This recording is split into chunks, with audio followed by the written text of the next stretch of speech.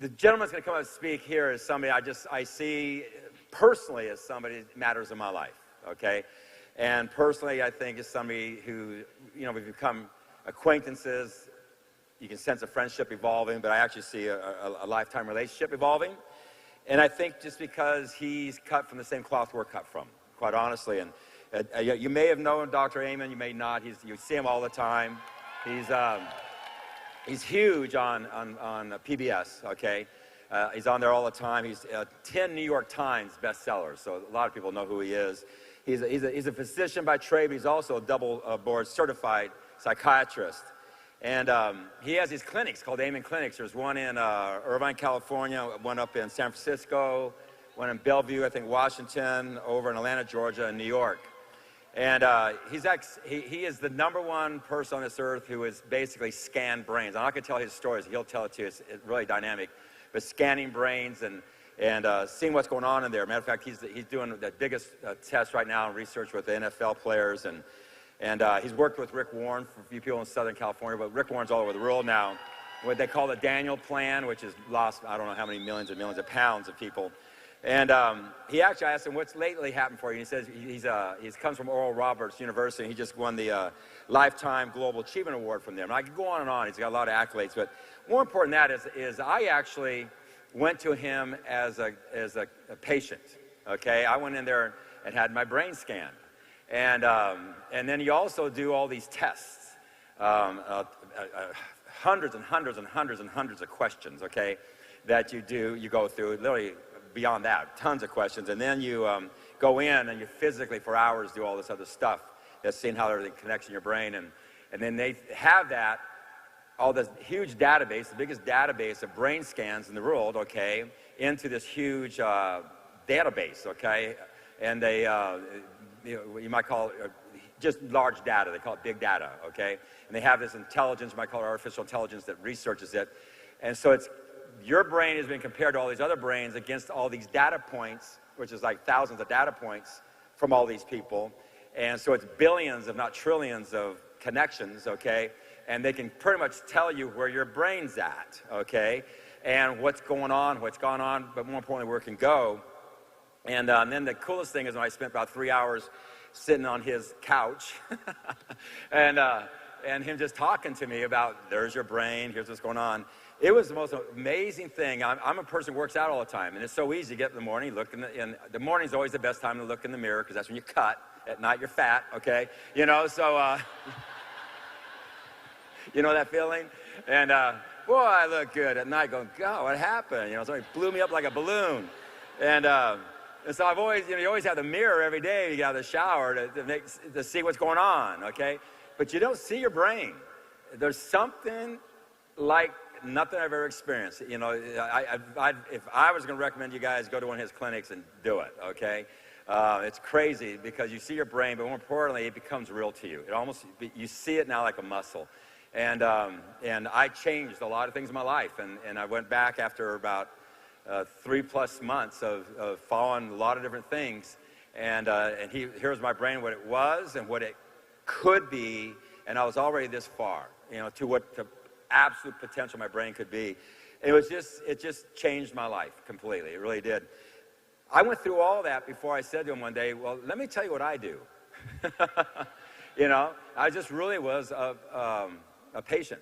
And I started talking about what we do here, and I really started to live happy, and I talked about this stuff, and I talked a little bit about Nerium, and then I dropped the P word, Princeton, and you know, Dr. Stock and those guys, and started that, and that led to conversations, because Dr. Amen sees himself as, and he is, he's not just himself, he is what you would call the #1 brain warrior on this earth. He truly is a person trying to get people to understand that your brain matters. You know, I always said, God, I always knew I had a brain, but I just didn't realize I had a brain. Okay, and since then, Max Stocks flew out to California and stayed at my house, and we've spent the day with Dr. Amen. We've had meetings at our summit about potential things we can do. We were together last night, and there's this beautiful relationship of what's going on with Dr. Amen and the amazing person he is and what he brings to the table and the credibility he has. what's going over there with Max and Jeff Stock and Eddie Prez and them, and what we have here, these incredible brands, and each one has our own IP and awareness, this synergy that's going on. And so with that, I said, you know what, I got this conference coming up. I got a lot of people who'd be great brain warriors. They're connected, they've got back offices, they're in social media, they're natural storytellers, and I could see this future evolving. And there's just a neat future in 2016 that's evolving. But I want him to come here and just talk to you guys, because this guy is just one of the most compelling people I've ever heard. This talk is going to give to you is much bigger than your brain. It's about your whole spiritual being as a person and how everything's connected. And he's just a beautiful, beautiful, beautiful human being first. That's where it all starts, okay? And he's an incredible agent of change, and he really, in my opinion, is going to become an amazing, amazing friend to all of us here at Nerium. So welcome to the stage, our new friend, future great friend, partner here at Nerium, Mr. Dr. Amen, okay? Thank you, Daniel Amen.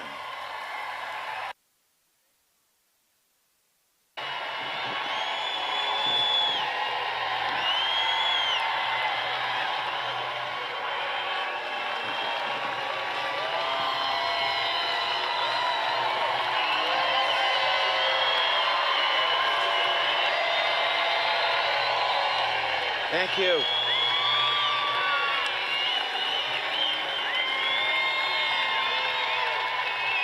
Thank you. So I hope you feel like that in 20 minutes. So the first thing I want you to do is get out your phone and text your name and email to this number. And the reason for that is I'm going to send you my 111 slides. And I'll send you some more information about us, but I don't want you taking notes. I want you paying attention to me.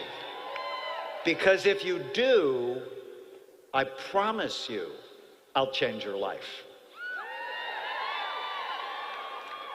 No one cares about their brain. Isn't that crazy? Because you can't see it. You can see the wrinkles on your skin or the fat around your belly, and you can do something when you're unhappy with it.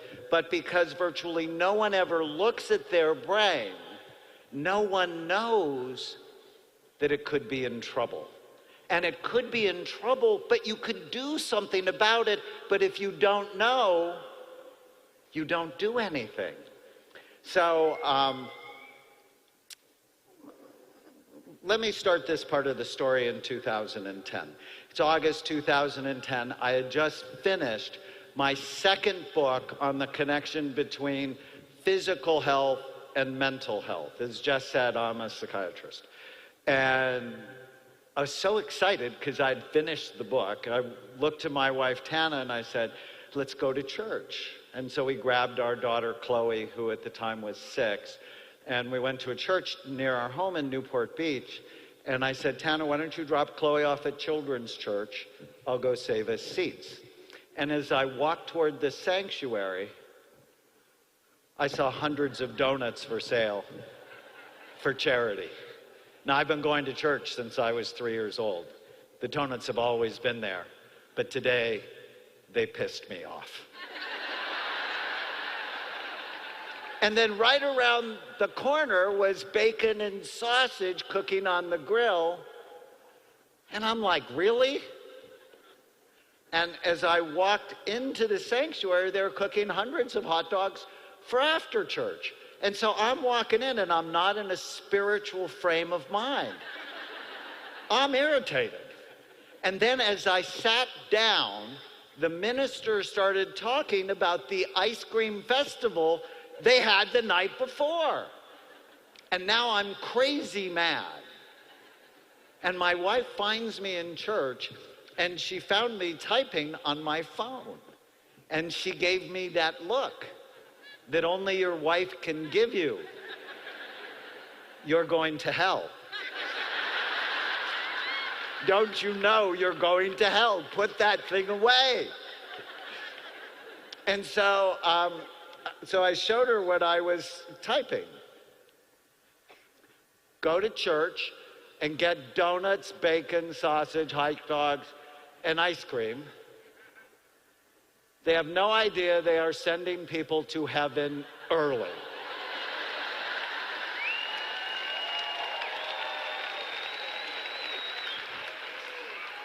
Save them, then kill them.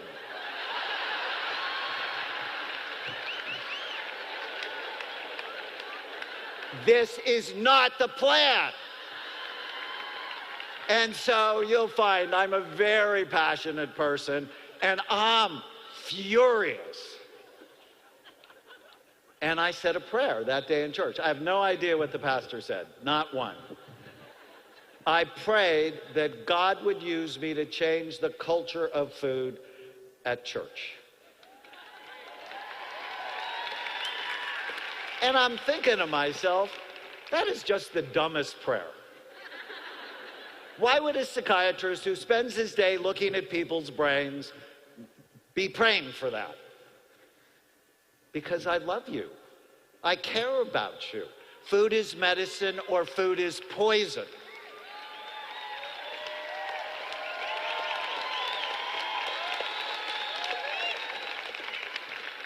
And no lie, 2 weeks later, I got a call from Rick Warren. So some of you might know Pastor Warren. He's the author of The Purpose-Driven Life, our generation's best-selling nonfiction book. 36 million copies worldwide. And he's the senior pastor at Saddleback Church. They have 12 campuses around the world. And he's like, Dr. Amen, I'm fat. My church is fat. Will you help me? And I'm like, oh my God, God was paying attention. I mean, have you ever prayed something and you were really serious and then something incredible happened?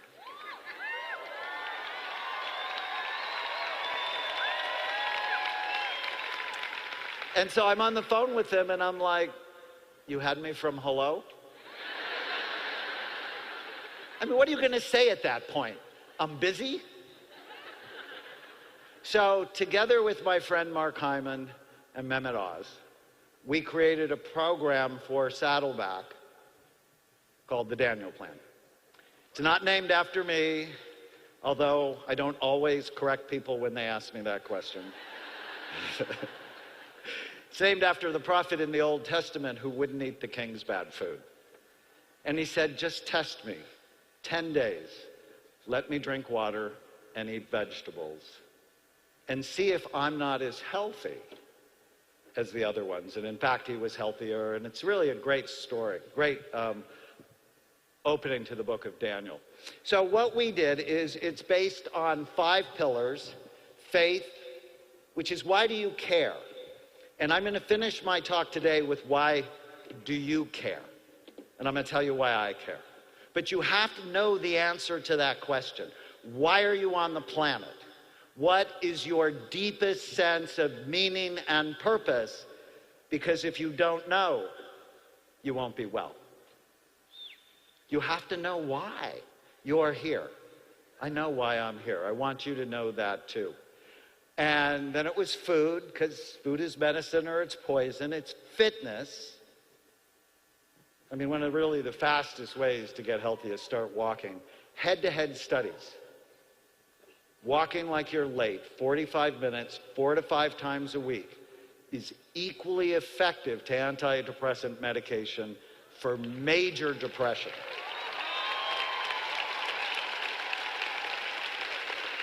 And there's no side effects, right? At the end of 12 weeks of an antidepressant, you may be feeling better. You may, in fact, be feeling worse. But they often decrease your libido and your ability to have an orgasm. And I think that's a bad thing.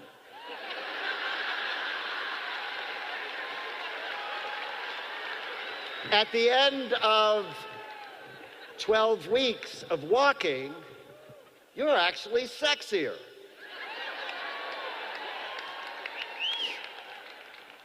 Focus, that's the part I wrote. It's about brain health and not believing every stupid thought you have. We'll talk about that. And friends. we get better together, or we get sick together. Do you know, they've done these really amazing longevity studies, that the quality of your friendships and their health determine your longevity. So if you hang out with sick people, you are likely to die earlier. So I always say, if you really want to get healthy, find the healthiest person you can stand, and then spend as much time around him or her as possible. But this talk is called the Brain Warrior's Way because I want to recruit millions of brain warriors, people who are serious about their health. I'm a huge fan of EHT, and you'll find out why.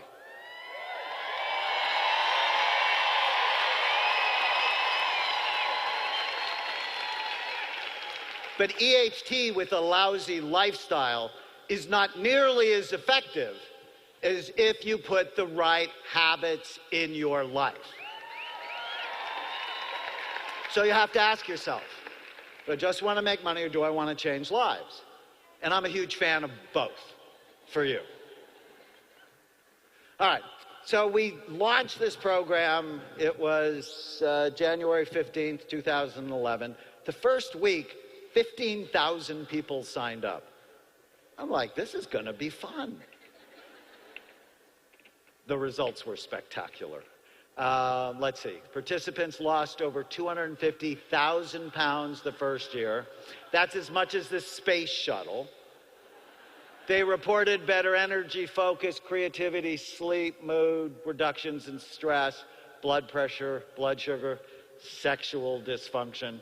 My wife says, you always have to put that in there, don't you? And they went off many of their medications. This is powerful.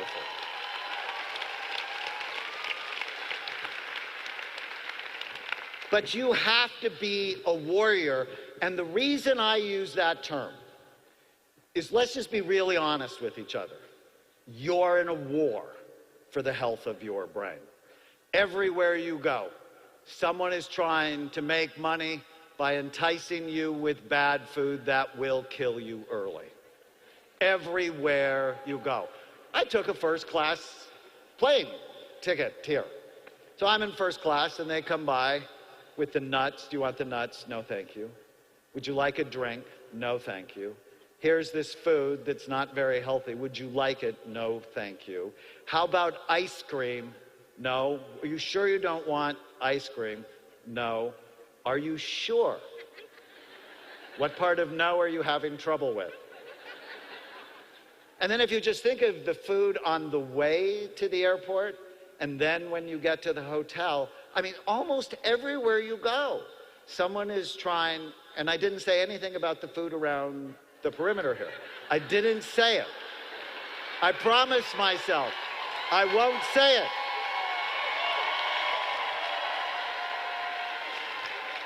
And these companies hire food scientists to hook your brain to want more of things that hurt you.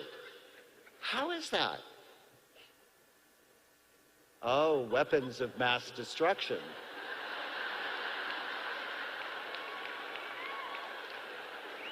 Food-like substances, highly processed, pesticide sprayed. So why don't you want pesticides on your food? I mean, you obviously don't want bugs on your food. But what you don't know is that you have 100 trillion bugs in your intestinal tract. And they're your friends.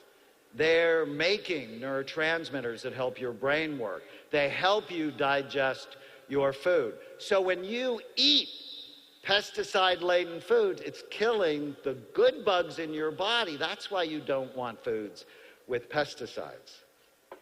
Interesting, huh? Okay. All right. These same companies, they know how to hook your pleasure centers. So you know in real life, this beautiful woman is never eating this burger. Because she, in fact, would not be a beautiful woman anymore. But if you just think of all the Carl's Jr. commercials, right? So you're connecting sexuality with something that's going to hurt you. They know that. They plan that. Some companies like Open Happiness, you know, I'm like, why don't we tell the truth? Open death, you know.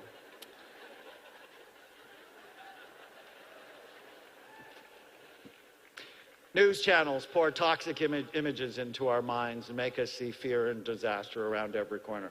Jeff actually talks about that we're hardwired for negativity. Well, they know that, and it just gets poured down our minds repeatedly. You have to protect yourself from that. Tech companies create addictive gadgets that hook our attention and distract us from our loved ones.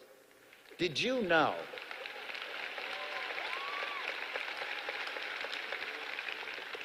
So Microsoft did this study. It was so stinking interesting. So 2000, our attention span as human beings was 12 seconds. So they did a recent study that showed our attention span is now 8 seconds, where a goldfish has attention span of 9 seconds. Turn it off. You won't be able to think. You're in a war for the health of your brain and your body. Alzheimer's disease is expected to quadruple by 2050, and there's no cure for it on the horizon. I hate this statistic. 50% of people, 85.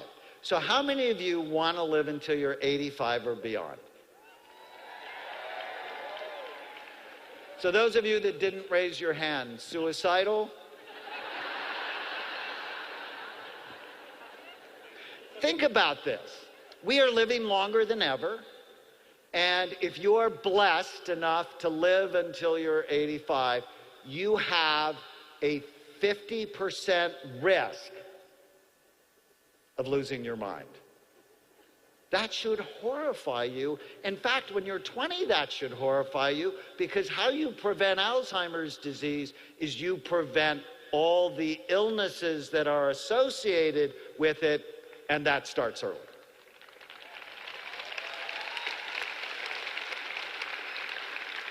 One of the truly terrifying things that I learned doing the imaging work I'll tell you about is that Alzheimer's disease actually starts in your brain 30 to 50 years before you have any symptoms. So if you're going to be diagnosed with it at 70, odds are you had changes in your brain, noxious, negative changes in your brain in your 30s or 40s. So this is a woman I diagnosed with Alzheimer's at the age of 59. So these are 2 SPECT scans. That's the study we'll talk about today. SPECT is the study we do at Amen Clinics. It looks at blood flow and activity, looks at how your brain works. The image on the left is a healthy brain, full, even, symmetrical activity. Color doesn't mean anything, it's the shape. The image on the right, you can see all the holes, especially in the back half of the brain. So this 59-year-old woman likely had negative changes in her brain in her 20s. So those of you that are waiting to, think about this, those of you that are waiting to get sick until you get healthy, you might want to rethink that.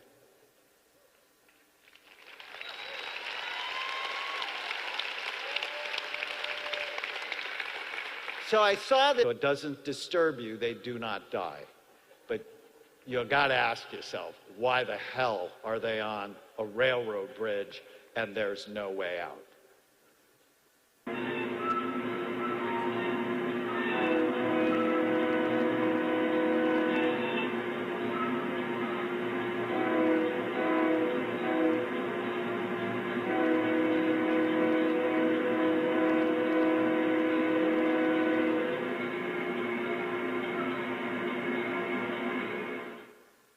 So it reminds me that most of you probably haven't thought about the health of your brain because no one's looked at it. And because we don't look, we don't know. And I don't want you to be that person on the bridge. I want you to get off. And how you get off is you become a brain warrior. You become serious about your health. Because in addition to Alzheimer's, depression is the #1 worldwide most expensive disorder. It is one of the greatest killers of our time. It affects 50 million Americans at some point in their lives. It's increased 400% since the 80s. And the statistic that just horrifies me is 23% of women between the ages of 20 and 60 are taking antidepressant medication. That's nearly 1/4 of them. And what most people don't know is that birth control pills deplete serotonin, the don't worry, be happy, feel good chemical in your brain. And depression doubles the risk of Alzheimer's disease in women, and it quadruples the risk in men. Obesity, everybody knows this now. It's a serious national crisis. 2/3 of us are overweight, 1/3 of us are obese. It increases inflammation. It's a risk factor for 30 medical illnesses, including cancer, diabetes, depression, and dementia. And there are dozens of new studies. I published 2 of them that say, pay attention to me. As your weight goes up, the actual physical size and function of your brain goes down. That should scare the fat off anyone.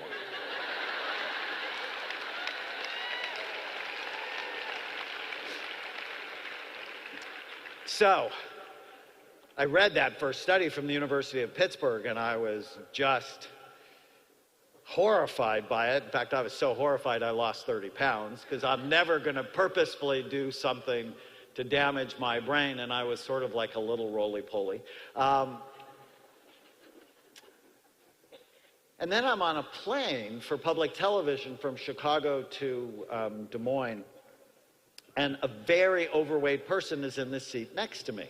And I usually don't mind flying on little planes, because when you're little like me, every seat is first class, right? You always have leg room. And, but this person was really obese, and half of her body was in my seat. And I got this impulse to reach over and say, you don't want to be a dinosaur. And, you know, because dinosaur is big body, little brain, you're going to become extinct.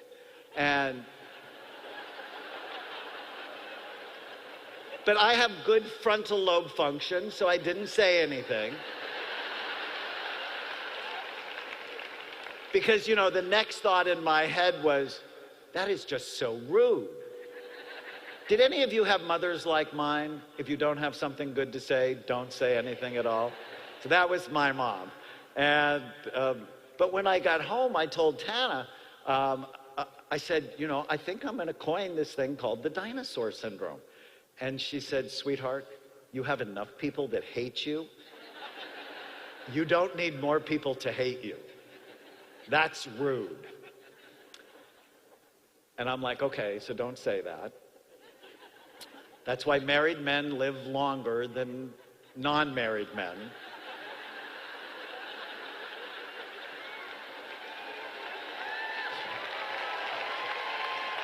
But then, 2 weeks later, I got invited to GNC. So you know GNC. It's a supplement company in Pittsburgh, and they love my work, and they wanted me to do some things with them. And when I get to GNC, their marketing director, so the #3 person in the company, is morbidly obese. And it irritated me. Now, pay attention to what I'm going to say. If you don't live the message of your company, if you don't live the message of your life, you are a bad messenger. I don't know how else to say that more clearly.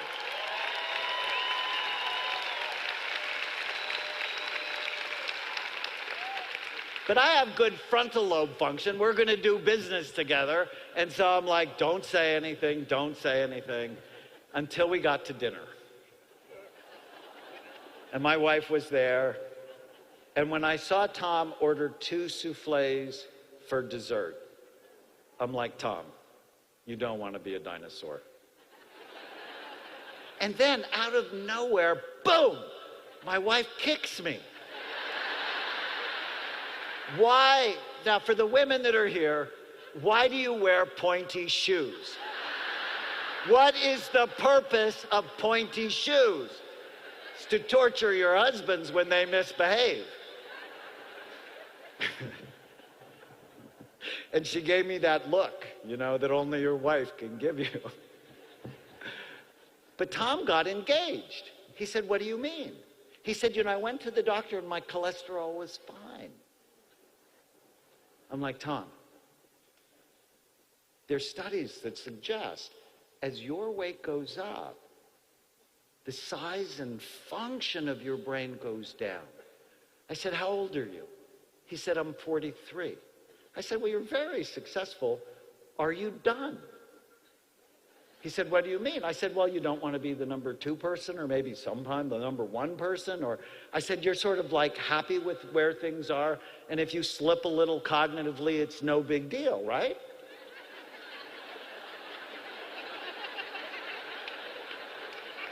And he's like, no, that's a big deal. I said, you need to get this under control. And so what did I do? I raised his anxiety. So I'm a psychiatrist. You heard that. In fact, I heard some of you snicker when Jeff said, oh, he's a psychiatrist. Yeah, crazy. Well, I'm going to tell you in a little bit why I became a psychiatrist. But I used to think my job was to lower your anxiety. Right? So I know how to do hypnosis. I know how to do deep breathing exercises, meditation. And about 10 years into being a psychiatrist, I realized that's not my job with everybody. Some people, in fact, need more anxiety. I told you about that longevity study. Another major finding in the longevity study was the people who had low levels of anxiety, the people who were the don't worry, be happy people, that they took unnecessary risks, that they didn't manage their health effectively, died the earliest from accidents and preventable illnesses. So if you feel your anxiety going up, bless me. Send a blessing my way, because I'm doing something that's good for you.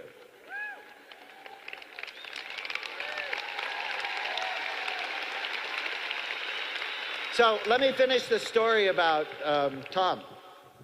So, you know, I got chewed out by my wife, and, you know, how's anybody ever going to love you besides me? A month later, he wrote me that he'd lost 17 pounds.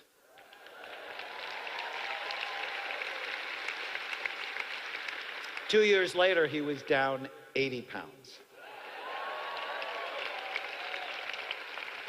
He's the number 2 person where he works. Your brain and your finances are totally connected. Okay. I love this slide. Because when I figured this out, I was like a little kid, so excited. The answer is not to see obesity, depression, and dementia as separate disorders, but rather as different expressions of the same unhealthy lifestyle that have exactly the same cure. If you do the things I talk about, it attacks all 3 at once. I love that. All right. So the first thing, I'm going to keep this really easy for you. Basically, I want you to remember 3 things. You have to care. So I call it brain envy. Freud was wrong.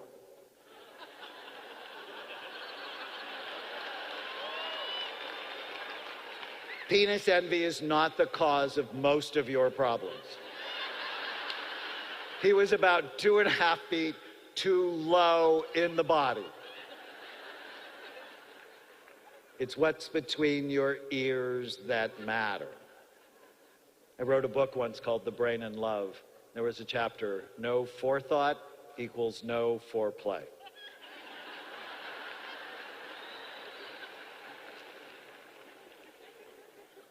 So that's the brain warrior concept, is you're in a war for the health of your brain. Your brain is the most important organ in your body. It's involved in how you think, how you feel, how you act, how you get along with other people. Your brain is the organ of personality, character, intelligence, and every single decision you make. And when you look at your health, odds are it's a sum of all the decisions that you've made. So if you really want to get healthy, it starts here. It's your brain that pushes you away from the table, or it's your brain that gives you permission to do stupid things. Okay, so care, and then you want to know what are the things that hurt your brain and stop them and do the right things. So I'm going to fill that out for you. Care, stop, do. I mean, how simple is that? Okay, so let me tell you a little bit about me and my journey to being a brain warrior. I am in the middle of 7 children. Growing up, my dad called me a maverick, and to him, that was not a good thing. But I always find myself pushing against the stupidity in the world. In 1972,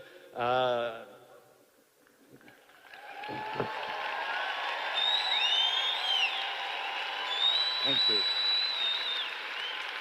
So some of you may be as old as I remember the draft. Well, it was a lottery, basically. And my birthday is July 19th, and my number was 19, which meant see you later. And so I went into the military and was trained as an infantry medic. And that's where I became a warrior, but a servant warrior. But about a year into the whole infantry medic thing, I realized I didn't like sleeping in the mud, and I really didn't like being shot at. Some people like that, and we're grateful for them, not for me. And so I got myself retrained as an X-ray technician. And that's where I developed a passion for medical imaging. As our professors used to say, how do you know unless you look? And so I fell in love with medicine, with imaging, and got out of the military on the GI Bill, went to college, and then I got into medical school at Oral Roberts University.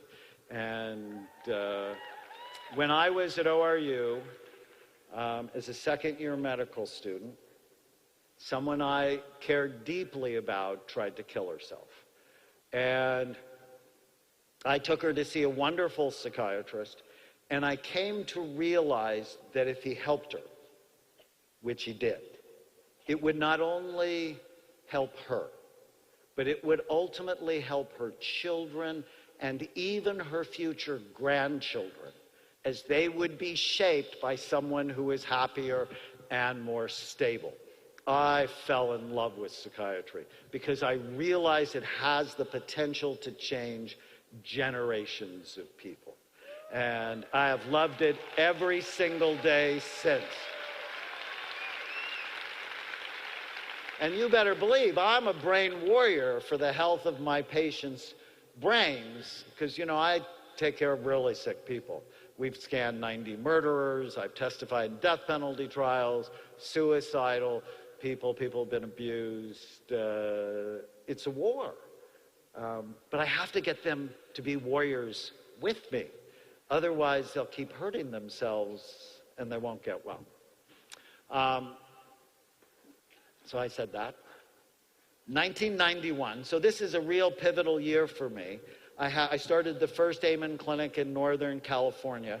And I went to a lecture on brain SPECT imaging.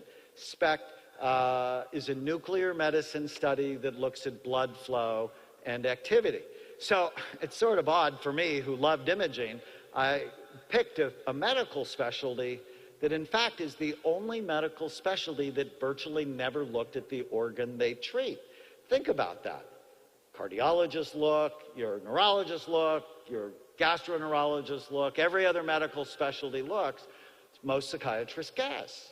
You know, they make diagnoses like they did in 1840 when Lincoln was depressed.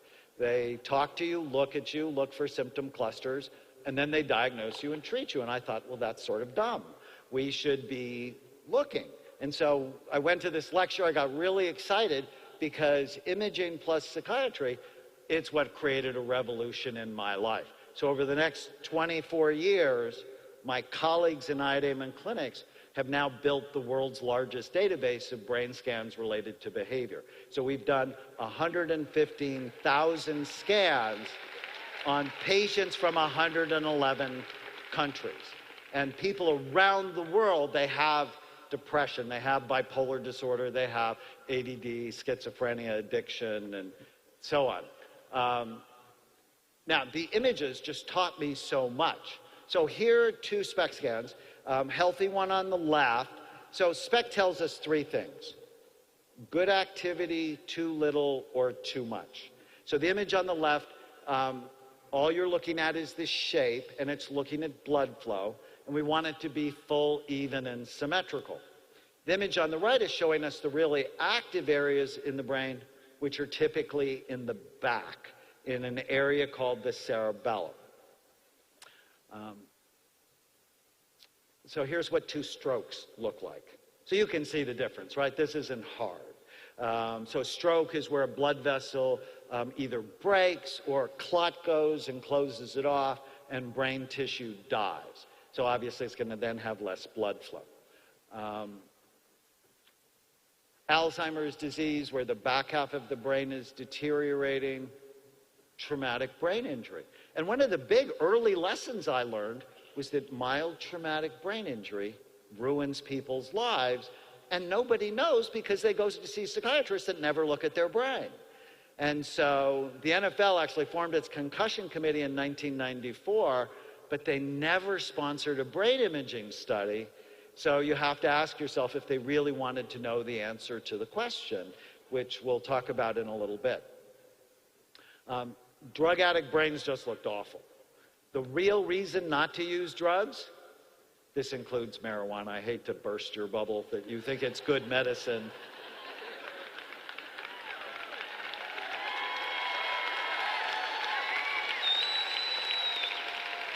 Seriously? Oh no, this is good for me. It lowers my reaction time, it demotivates me. I can't remember anything, but it's good for me. All right, so when I first started scanning people, I was the director of a psychiatric hospital unit that took care of drug addicts. And so I had all sorts of these scans, and they were so awful. I brought them home to my 4 children and effectively induced anxiety disorders in all 4 of them when it came to drug abuse. So this is what we see with OCD, obsessive compulsive disorder. See, the front part of the brain works so hard, you can't stop thinking. Or this is somebody who has post-traumatic stress disorder. Their emotional brain works way too hard. Okay. So as I started doing imaging, I got really excited, and I thought of it this way. A picture is worth 1,000 words, but a map is worth 1,000 pictures. A map tells you where you are and gives you direction on how to get to where you want to go. And so we're doing these very cool maps, and what I got excited about is they changed people's lives. And the first person's life they changed was mine. So I got so excited about the technology, I just scanned everybody I knew. I scanned my mom, and it was so irritating because she had the most beautiful brain. So she was 60, and I'd done enough scans. It was the prettiest brain I'd ever seen. And I looked at her. I said, "Come here." I said, "You've ruined my life." And my mom's a very connected person. She got this little pouty face, and she says, "What are you talking about?" I'm like, "You have a super normal brain? I thought all women would be like you, but you don't have a normal brain. So you ruined my life." And then I scanned myself, and that was my original scan, and it looked awful. It's like bumpy, and it's not healthy, and I'm actually someone who's never done drugs. I just thought that was really stupid. I mean, I like to be in some control of my life.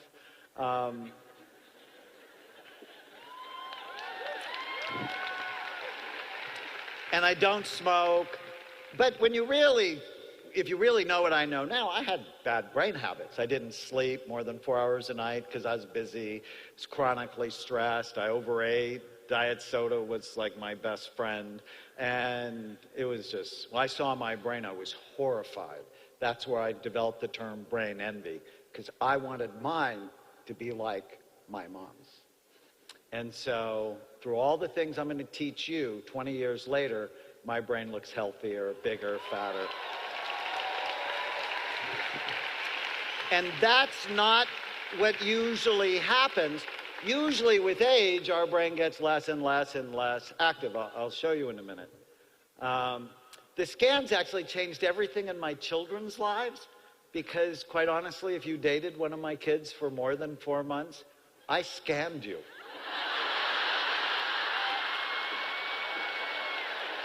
Do you ever see Meet the Parents? This is worse. In fact, just this week, my son has a new girlfriend, like 5 months, and I'm like, you need to bring her by the clinic. I mean, I really like her. I think she's really great. And she had a great brain, thank God.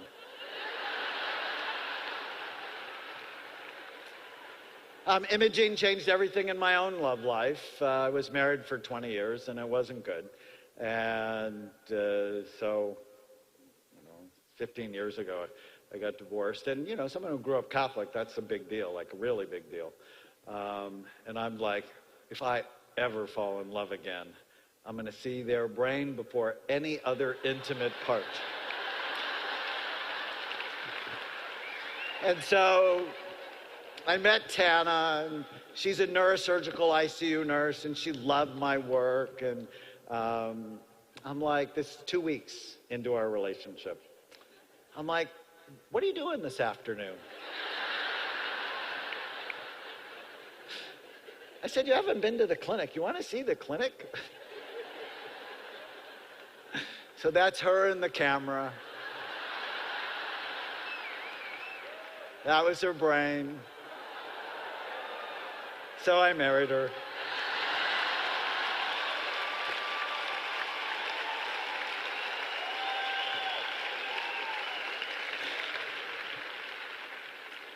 So this is what happens to your brain over time. When I turned 60, it was a little weird, right? Because this is normal. And what I want to tell you is I don't want normal for you, because normal is sick. I am not interested in normal, and I can't imagine anyone associated with Jeff's company wants to be normal. You all want to be optimal.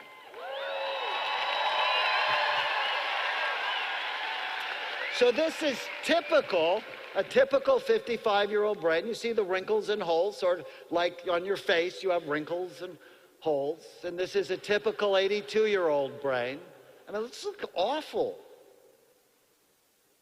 This is Doris Rapp, who's 82. You do not have to give in to aging.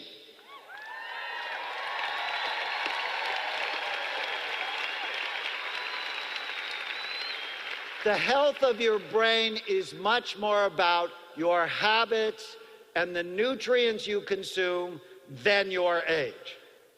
And now that I'm 61, I know I'm in a war. I know it. I see what gravity does to your face, and I've seen what it's done to tens of thousands of brains, and I don't want it, and I have a choice. You have a choice if you're smart.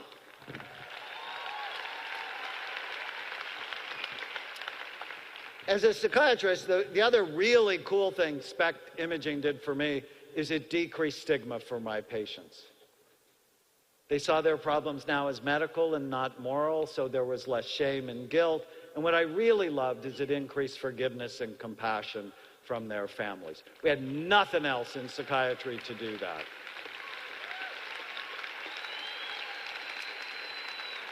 And the coolest thing, it completely changed the discussion around mental health for me. Quite frankly, no one wants to see a psychiatrist. So it's 1980, I tell my dad I'm going to be a psychiatrist. He gets mad at me. He said, why do you want to do that? You want to be a nut doctor? That's seriously what he said. Why do you want to do that? And quite frankly, no one wants to be labeled as abnormal, as defective, as crazy, but everybody wants a better brain.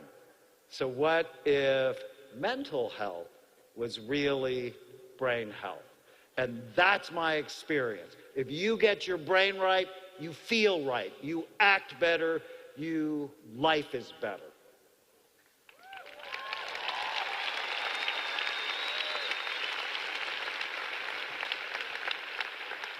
Okay, so I said all of that to get to this slide. This is the most exciting lesson I've learned from looking at 115,000 scans on people from all over the world, just like Jeff said. I love that, because when Jeff came, his brain wasn't as healthy as it should have been. And now it's better. But now he's a warrior to make it even better still. You are not stuck with the brain you have. You can make it better, and I can prove it. And I love that. So let's talk about the NFL just for a little bit. Football season started last night, and our announcer here is actually the voice of the Dallas Cowboys. I played football in high school. Well, I've loved football. But I began seeing, did you know your brain is really soft? About the consistency of soft butter? And your skull is really hard and it has multiple sharp bony ridges? And so I began seeing football players, high school players, college players, and then professional players, and nearly all of them had evidence of brain damage. And as I said, the NFL formed its concussion committee in 1994, but it never sponsored an imaging study. Instead, and I'm serious when I said this, they studied rats. They put little tiny helmets on rats. And they would whack them in the head repeatedly. And then they go, well, we just don't know if playing football causes long-term brain damage. The commissioner said that in front of Congress. And Maxine Waters, the congresswoman from Los Angeles, smacks him and says, Commissioner, acting like you are studying brain damage in football is a conflict of interest. It's like the tobacco companies saying they're studying lung cancer. So stop whining.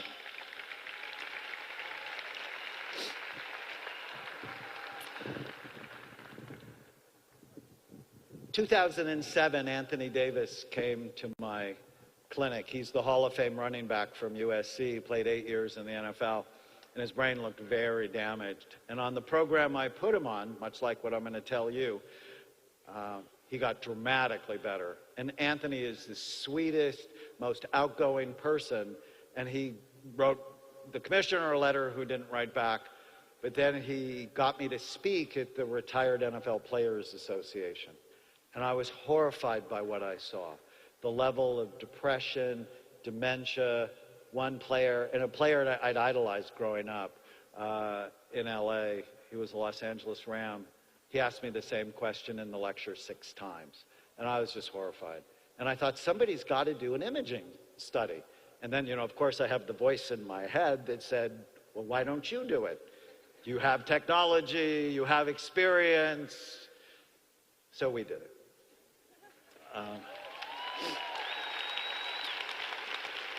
So the problem with the NFL's position, and I'm dead serious when I say this, is if you don't admit you have a problem, you can't do anything to solve it. So, you know, if you have a problem in your life or in your marriage or in your business, the first way to solve it is go, help, I have a problem. So brain damaged players were left without help or hope, and then everybody knows what's happened. We had players like Junior Seau shoot themselves in the chest so they could donate their brain, or Dave Dewerson, or it's just a nightmare. So we started and did the world's first and largest imaging study. The images changed everything. So here is our first published study on 100 players, and we said, hey, guess what, guys? There's global damage in football players' brains. But I'm a clinical psychiatrist, so I have great respect for researchers, but that's not my gig. My gig is changing people's lives. And so when we started our study, and I paid for this study, I went, uh-oh. We have to do a second arm of the study. Can we make these bad brains better? And so I put them on a program, the same one I'm going to tell you, which is brain envy, you got to care. You need to stop doing this. Smoking pot is not going green. One of my players actually said, well, I thought that was going green. Half of our players were obese, and so we actually had an NFL weight loss group where, they ended up losing thousands of pounds. It was really awesome. And we put them on nutrients, much like EHT. So here's an example. Duval Love was an offensive guard for the Rams for 12 years. He's morbidly obese. His brain looked awful, awful, awful. I'll show you the before and after in a little bit. So we published this study. 80% of our players show improvement. You are not stuck with the brain you have. You can make it better. Especially in memory, attention, mood, sleep, and blood flow to the brain. So here's Duval's brain, before and after. You are not stuck with the brain you have. You can make it better. You just have to be a warrior. You have to be serious about it. So this is me. I always felt like I was 4 years old standing next to these people. But look, he's 110 pounds lighter because he cares.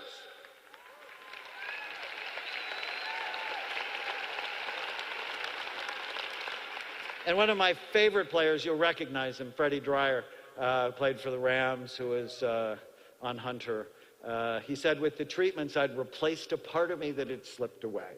Going through the program, I noticed mental energy and thinking speed that he had lost. He was not stuck with what he had. He made it better. So, the most exciting study that came out last year was from a friend of mine, Dale Bredesen from UCLA, where he took 10 people with Alzheimer's disease or mild cognitive impairment. Mild cognitive impairment means you're on your way to Alzheimer's disease. It's more than many senior moments. He put them on the program very much, almost exactly like I'm going to share with you, in 6 months. Now, these are people with mild cognitive impairment or Alzheimer's. People don't think of those people as getting better. In 6 months, 9 of the 10 were better. 6 of them went back to work. You are not stuck with the brain you have. So who wants to be a warrior? Anybody want to be a brain warrior? Do I have any brain warrior leaders here? Because that's what I'm interested in. People that will lead other people to brain health, because then everything else in their life is better. So how do you do it? Here's the answer. Here's the number if you haven't texted to get these awesome slides yet.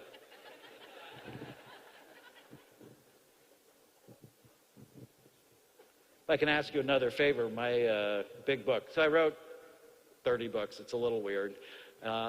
People ask me about that, and I go, it means 2 things. I'm very consistent, and I'm old. But my biggest book, Change Your Brain, Change Your Life, that has sold just about 1 million copies, is coming out brand new. It's newly revised and coming out November 3rd. So I would dearly love for you to buy it for yourself and all your friends. And then on the link, there's actually a link to it. All right, so that's enough time for the commercial. Let's do this. 4 simple things. Baseline brain health assessments. If you don't know, if you don't look, you don't know. I mean, it's as simple as that. When I turned 50, my doctor wanted me to have a colonoscopy. I asked him why he didn't want to look at my brain. Wasn't the other end of my body just as important? So in our clinics, we use SPECT, and I'm a huge believer. There are other ways to look at the brain. We also do a study called quantitative EEG. But, you know, my books are translated into 33 languages. So a long time ago, I realized not everyone can come and get a scan. If you can do that, that's the best. So we've actually developed online testing. We test your memory and mood and reaction time and attention and executive function and impulse control. So that would be the next way to do it. We have a wonderful community site called My Brain Fit Life where you can test your brain. So the first thing is testing. The second one is not normal. I don't want you ever to be normal. 51% of the US population at some point in their life will have a mental illness. That's normal. In fact, when my patients come, I tell everybody that. And I said, so you're normal, so let's get that out of the way. That normal is really nothing more than a setting on a dryer or a city in Illinois. Is anybody from Normal, Illinois? Anybody? I love you. I was there once. I went to the Normal grocery store. I was interviewed on the Normal radio station. And being from California, this is very important, I was finally able to meet normal women.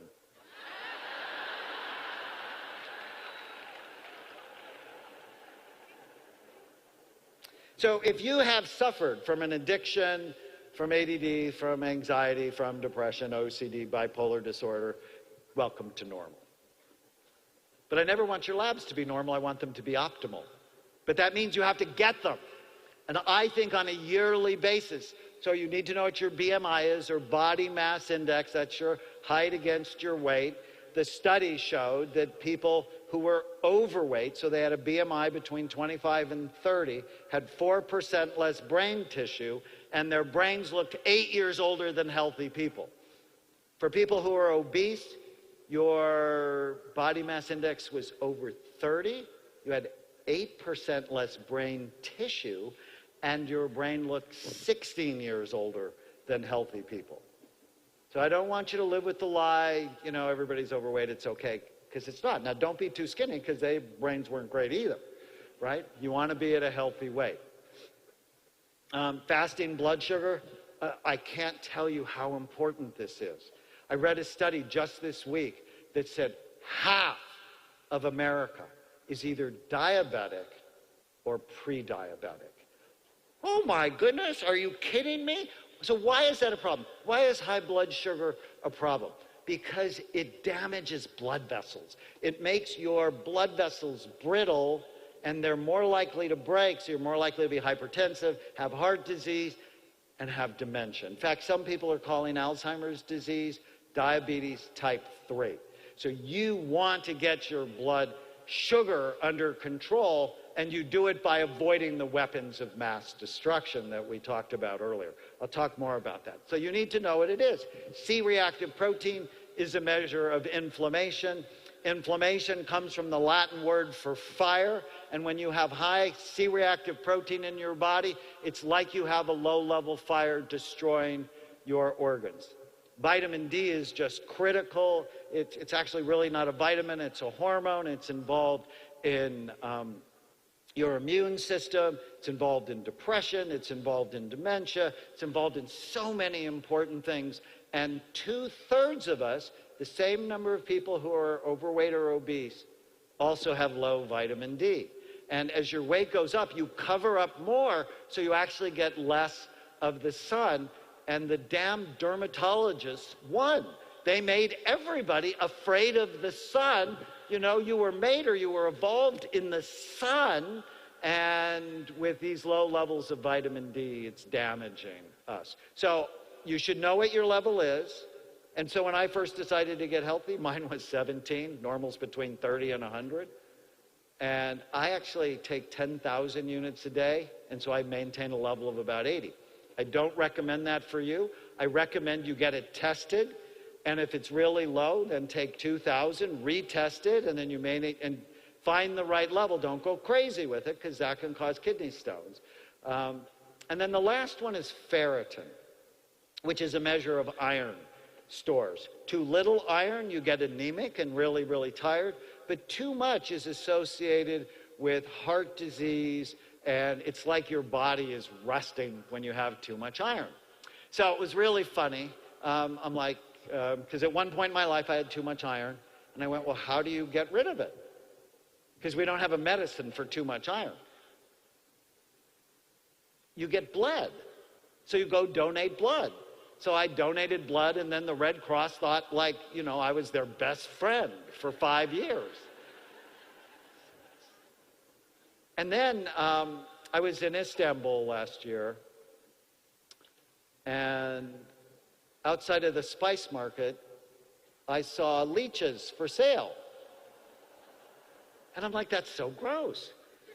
And my wife is a neurosurgical ICU nurse, and she grabbed my arm. She said, honey, they do this for their health. They bloodlet themselves, and now you know why. And I looked at her and I said, I prefer donating blood. Thank you very much.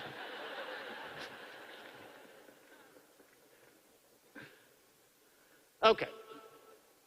This next piece is really important. And in Nerium's EHT product, it's not just EHT. And there's a reason for that.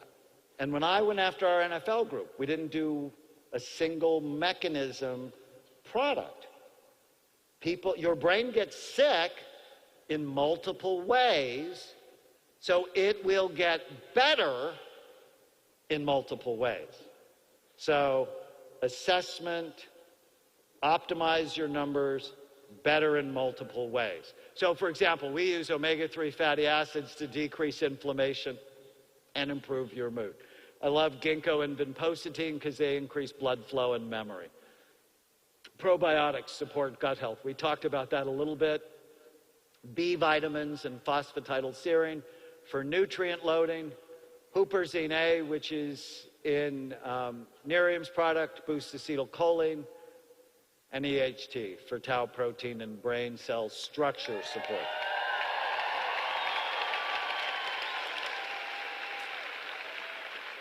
So as I've learned about EHT, I started taking it because I know with my NFL players, some of you may have heard of this thing called CTE, or chronic traumatic encephalopathy, that their dementia is not at all like Alzheimer's disease. It's actually a tauopathy, or a problem with tau. So tau is the cellular structure. So it's the protein building block to keep your brain cells strong and the mechanisms inside the cell working. So EHT helps to support that. Funny, it comes from a coffee extract. Okay, another little commercial. This Wednesday, I am on the Dr. Oz show.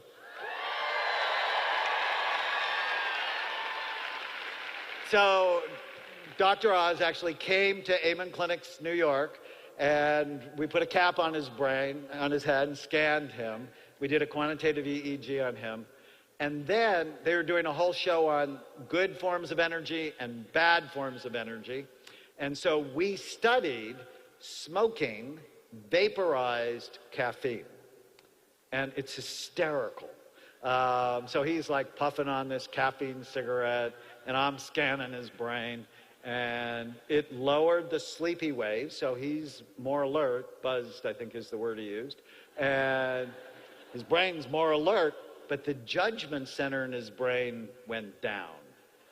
So you see a cute girl, you're more attentive, and now you make a bad decision, and now you're divorced and visiting your children. So I'm like, you know, maybe not a good thing. But there's something good in coffee. because there's a lot of studies showing the health benefits of coffee. I would just kill the caffeine and then all of the bad things you put in it so that you can tolerate the nasty taste of coffee.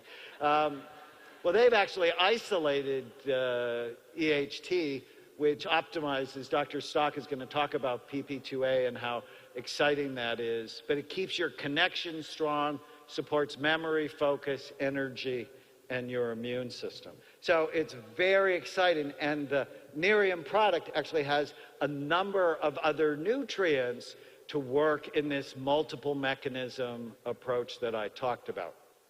Okay, step number 4. So number 1 is assess your brain. 2 is optimize, not normalize your brain, because normal is sick, in multiple mechanisms. And the last thing you need to do is know, reduce, and treat your risk for Alzheimer's disease. So I have seen many patients with Alzheimer's disease and many of their family who comes to me and they go, I know I'm at risk. How do I prevent it? You want to know the short answer? You prevent all the illnesses that are associated with it. And the fact is, virtually all of them are preventable.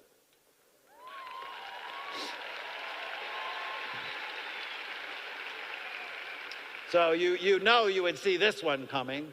Is anybody besides me bothered by all the pregnant men in our society? Deliver the baby. It's not good for you. This is not a good baby. Obesity, diabetes, hypertension, and heart disease all increase your risk. So how do you decrease your risk of these, or how do you treat these in the most effective way? It's diet and exercise. I hate to break it to you, but it really is what you eat. You can reverse type 2 diabetes in a short period of time if you become a brain warrior and you really watch what you put in your mouth. Low thyroid, low testosterone, low estrogen levels, you got to measure them. And you know, I work with a lot of people who have all 3 of these. And even for women, testosterone is critical because it helps you not only feel strong and sexual, but it also helps your mood and your memory. And then it came to me one day is, you know, testosterone and estrogen drop fairly dramatically in both men, in women, and testosterone in men in their 50s. And I'm like, oh, I know why. That's the Earth's way of getting rid of people who've already had babies. I'm not okay with that. And I wouldn't hope you would be okay with that. And you know the fastest way to ruin your testosterone level? Eat sugar, or foods that turn to sugar. If you get a sugar burst, it drops your testosterone level by 25% nearly immediately. So if you're at the Cheesecake Factory and you share the cheesecake with your husband or your wife, odds are no one is getting dessert when they get home.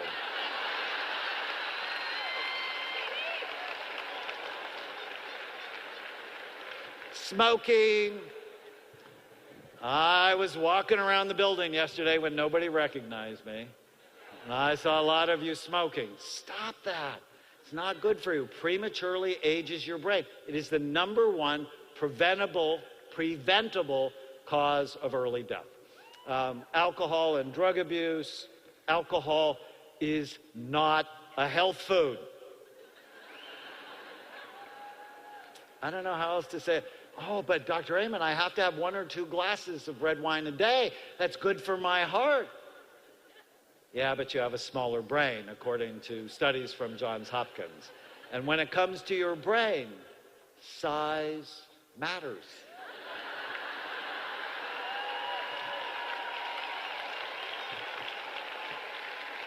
So I like orchids. I just think they're really beautiful. And I'll often have them in my office. And when I'm dealing with an addict, I'll go, you know, if the orchid's struggling because someone's poisoning it, what's the first thing you have to do to get it well? It's like you have to stop poisoning it, right?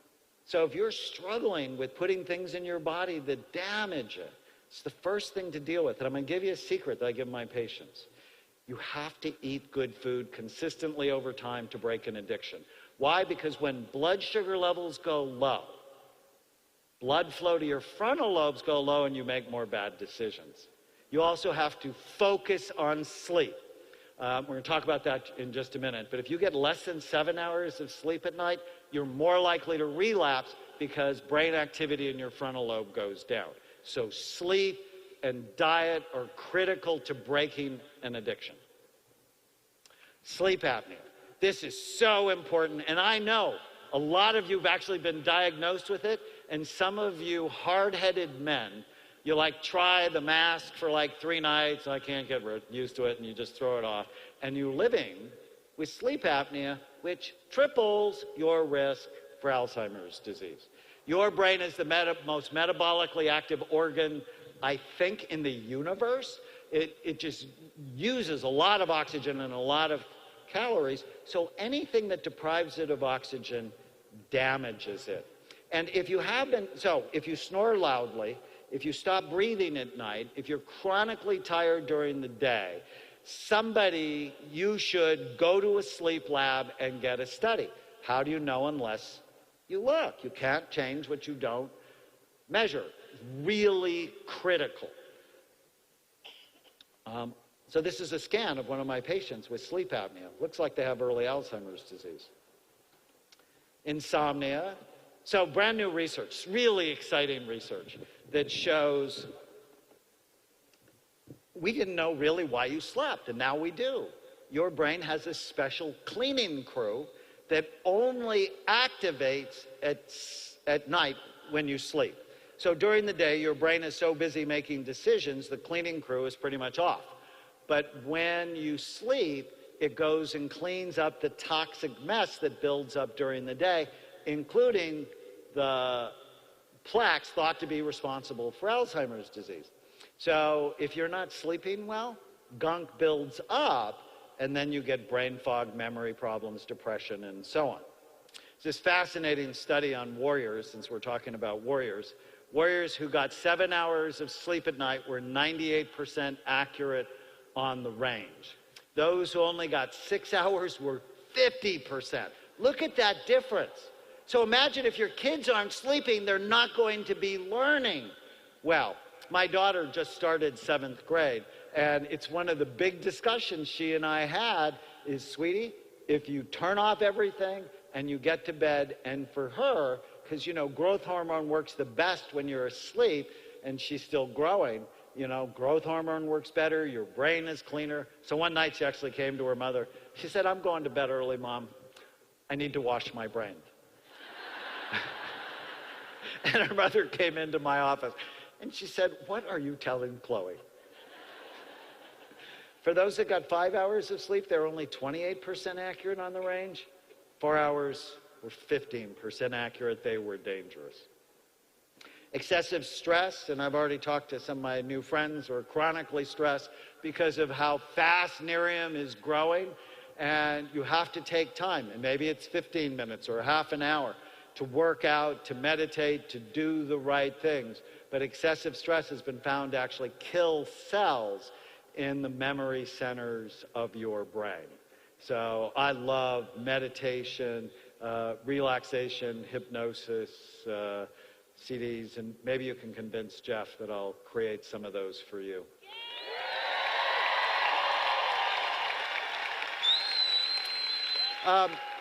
Untreated ADD or ADHD is one of my specialties. You know, there's a lot of misinformation about it. It's real, and when left untreated, it ruins people's lives. The hallmark symptoms: short attention span, easily distracted, disorganized, procrastinate, and impulsive. And there's a higher incidence of people who have it, who get divorced, who file for bankruptcy, who go to jail, who lose their jobs. And if you have these symptoms, and not every once in a while, because all of us have them every once in a while, but they've been sort of the story of your life, and your teacher said, he's really smart, but only if he tried harder, or she should not talk so much. that it's really worth getting it assessed and treated. And as far as I know, I think we're the best place in the world to do that. If you exercise less than twice a week, you have an increased risk. Interesting. So how could you immediately eliminate that risk? Anybody have a thought? Exercise more than twice a week? I mean, if you just look at all of these, the prevention plans are really clear. You do not want to be a couch potato.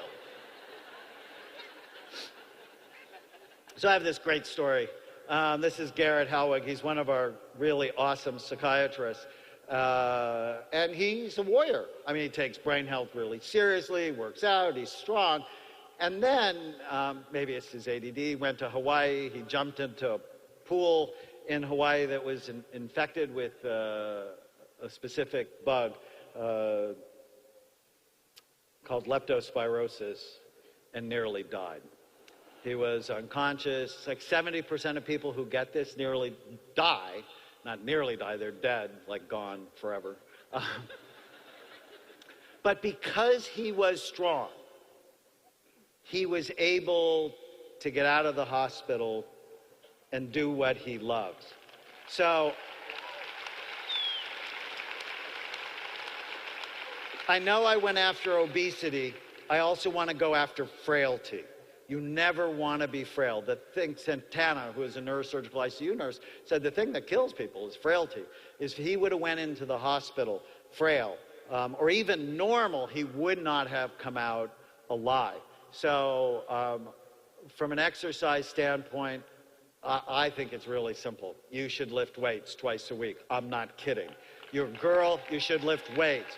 The stronger you are as you age, the less likely you are to get Alzheimer's disease. Muscle burns fat, it increases metabolism. I'm a huge fan, just don't use steroids to get that way. And then walk like you're late 45 minutes, 4 to 5 times a week. So keep it simple. I'm not like a marathon person. Maybe it's because I'm lazy naturally. But it's like way too much stress. Walk like you're late 45 minutes, 4 to 5 times a week. Lift weights twice a week for a half an hour. No new learning and being addicted to gadgets increases your risk for dementia. There's actually a study from Hewlett-Packard showed if you're addicted to your cell phone, over a year, you lose 9 IQ points.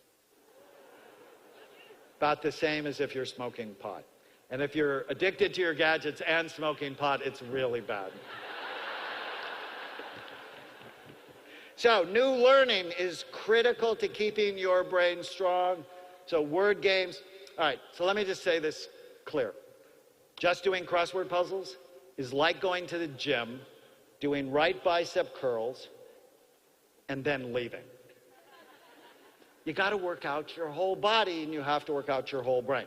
So word games work out the left front language part of the brain, laughter, the right side of your brain, learning a musical instrument, your temporal lobes, and new dance steps or table tennis works out the cerebellum, that busy, active part of your brain.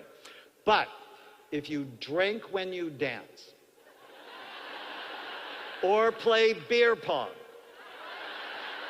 that ruins any benefit. The standard American diet is associated with diabetes, cancer, depression, and dementia. So if you're looking at that going, yum, you're not a brain warrior yet. Or maybe you're a brain warrior white belt that just doesn't know quite enough. So here's the short course on healthy nutrition. Calorie smart, so you're not overweight. Whole, fresh, real food filled with colorful vegetables with protein and healthy fat at every meal. Why? Because that'll decrease your appetite. Fat is not the enemy. Sugar is. All right. So people who have a healthy fat-based diet, listen to this. It's crazy. They have 42% less risk of getting Alzheimer's disease. So think of fish, healthy oils, nuts, seeds, avocados. People who have a protein-based diet, 21% less risk of getting Alzheimer's disease. But people who have a carbohydrate-based diet, think bread, pasta, potatoes, rice, fruit juice, and sugar, have a 400% increased risk. Now, if you're smart, you're going to take what I just said, connect it to diabetes and how diabetes causes type 3. And if you get rid of all of those foods, your blood sugar is going to become much more stable and you'll be much less likely to be diagnosed with diabetes. If you had $1 million racehorse, would you ever feed it junk food? Only if you were an idiot. Only if you wanted to lose every race you entered. But aren't you worth so much more?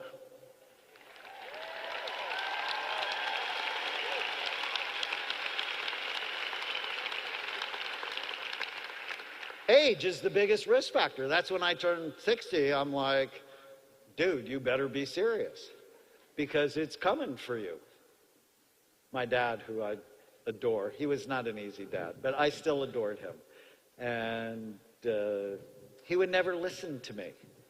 And I don't want you to be like him. Last year, he started having a pretty serious health crisis. He had a heart arrhythmia, and they were having trouble getting it under control. And he still wouldn't listen to me. And then finally one day, he got sick of being sick. And he went, what do you want me to do? And he just did everything. It's incredible. And he lost 30 pounds. And his heart stabilized. And now I work out with him twice a week, and we get on the floor and we see who can do a plank longer. And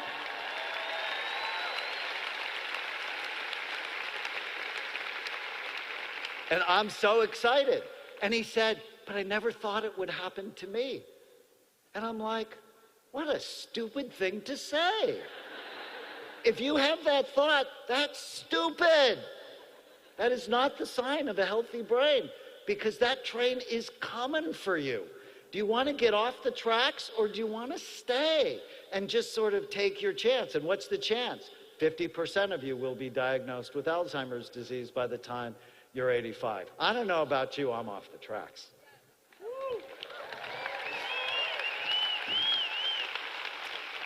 So, you want to prevent Alzheimer's disease, you have to prevent all the illnesses that are associated with it.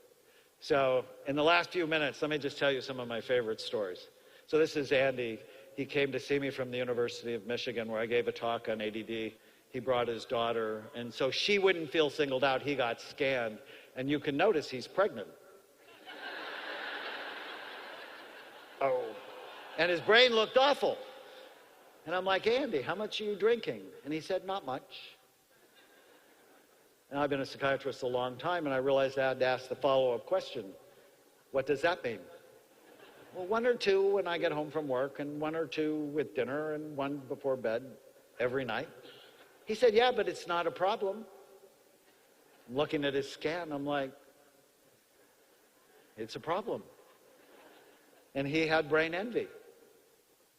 And 10 years later, he delivered the baby. It was a long delivery. And his brain aged backwards.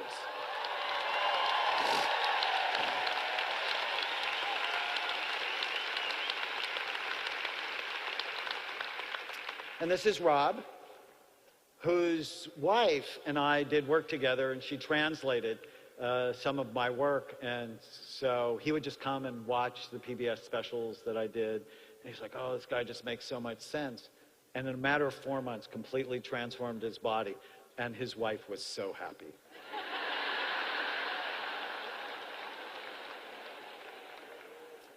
And he was remembering things that he said he was sharper mentally than ever before. And this is Mary Ann, who's the Western Regional Director for Franklin Covey. And she felt awful. And at 59, she said, you know, I think maybe my life is just done. Pain, depression, and became a warrior. She read one of my books, became a warrior. And this was her a year later. And she said, for my 60th birthday, I gave myself the present of a fast-acting brain with the wisdom of age. I love that. And then, so who wants to be a warrior?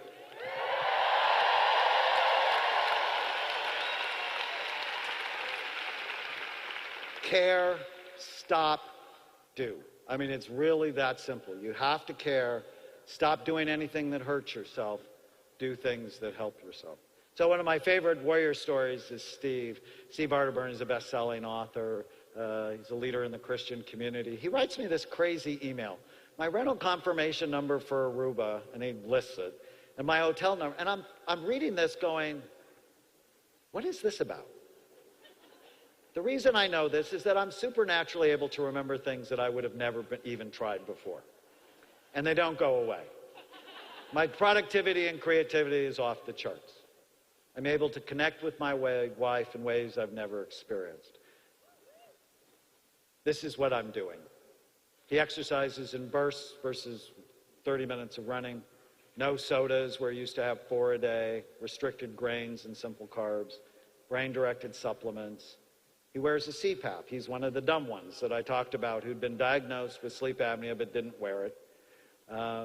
Does the Brain Fit Life. So when you test your brain on Brain Fit Life, we'll actually give you games targeted to your vulnerable areas. And my favorite part, of course, my wife would say this, and the sexual intimacy is another area of peak performance, so I love that. And just a couple of weeks ago, Nancy comes to my clinic, and my assistant, she wasn't seeing me, she was seeing one of the other doctors, says, Dr. Raymond, you have to meet Nancy. And I don't know, I had like 14 things on my schedule, and I just look at her with this dumb look, and she's like, stop it, you have to meet her. She's 83. She came here from Oxford, England. And so I went in and talked to her, and she's a warrior. She picked up Change Your Brain, Change Your Life, a used bookstore for 50 cents. And she said, I just started doing everything you said. And it started with drinking water. Your brain's 80% water. So she lost 5 stones. I'm like, what's that? 73 pounds in a year. And she makes that face. She says, I used to be like this. It's so funny. So her energy's better, mood's better. She's off the couch. She drinks water. She walks. Nutrition, supplements, new learning. And then she changed her family. That's what brain warrior leaders do. They change their family. So, are you a sheep or a sheepdog? Sheep go with the herd. They live in denial. They don't want to see problems.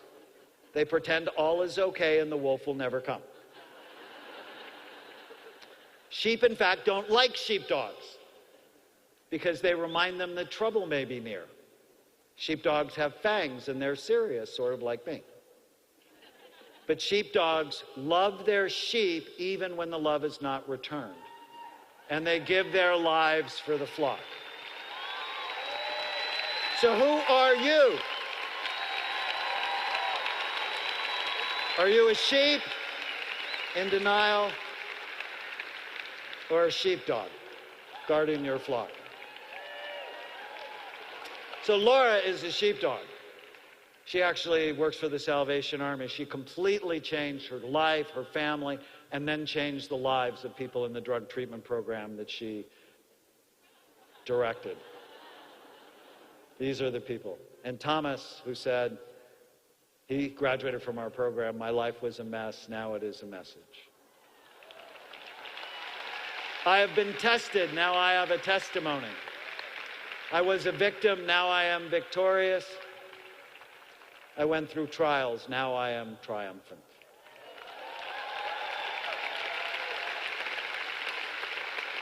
Okay, last thing. Write it down. You need to know why you want to do this. Why do you want to be a brain warrior?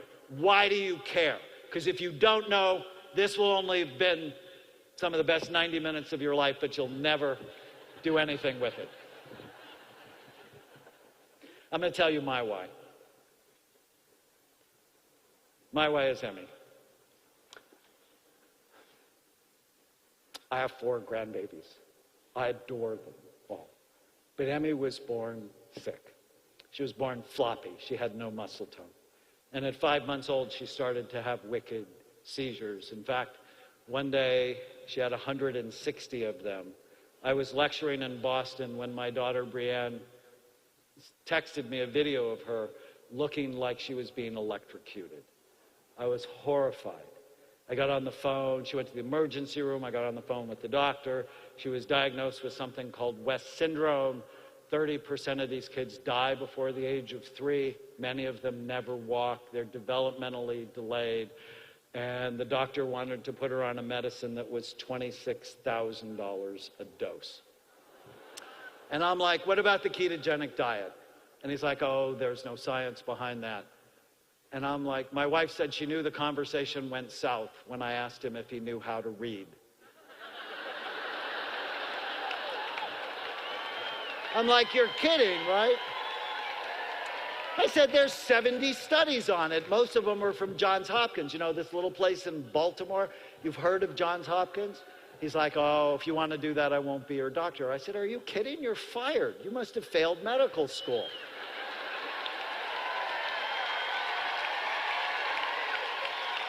Your job isn't to tell us what to do, it's to give us options. We need options. And anyways, on the ketogenic diet, this is Emmy, walking to preschool.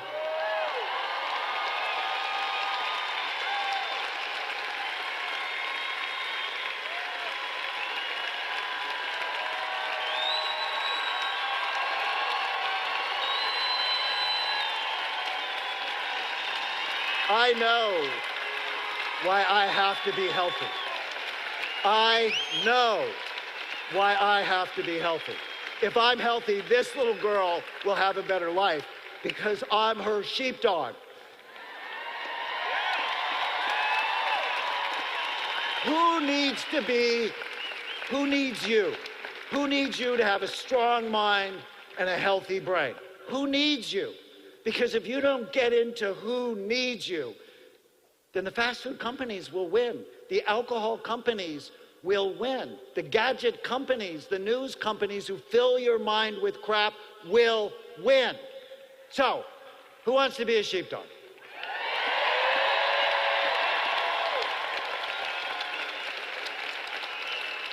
Who wants to be a brain warrior?